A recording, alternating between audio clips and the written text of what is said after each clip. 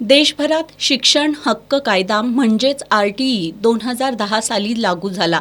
या कायद्यानुसार महाराष्ट्र राज्यात TET परीक्षा सक्तीबाबत प्रत्यक्ष अंमलबजावणी 2013 साली झाली। त्यामुळे RTE कायदा लागू होण्यापूर्वी नियुक्त सर्व शिक्षकांना TET सक्तीतून कायमची मुक्तता द्यावी अशी मागणी महाराष्ट्र राज्य मान्य खाजगी प्राथमिक शिक्षक आणि शिक्षकेतर महासंघाच्या वतीने करण्यात आली आहे।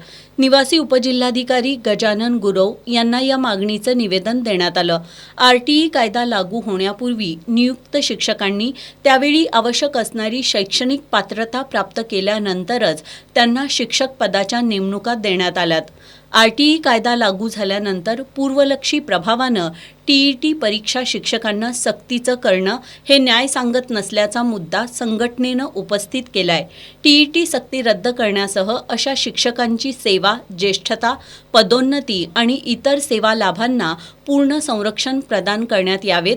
आवश्यकता भासल्यास संसदेत योग्य ती कायदेशीर दुरुस्ती किंवा विशेष तरतूद करून या वर्गाला कायमस्वरूपी दिलासा देण्यात यावा आदी मागण्याही या निवेदनाद्वारे करण्यात आल्यात।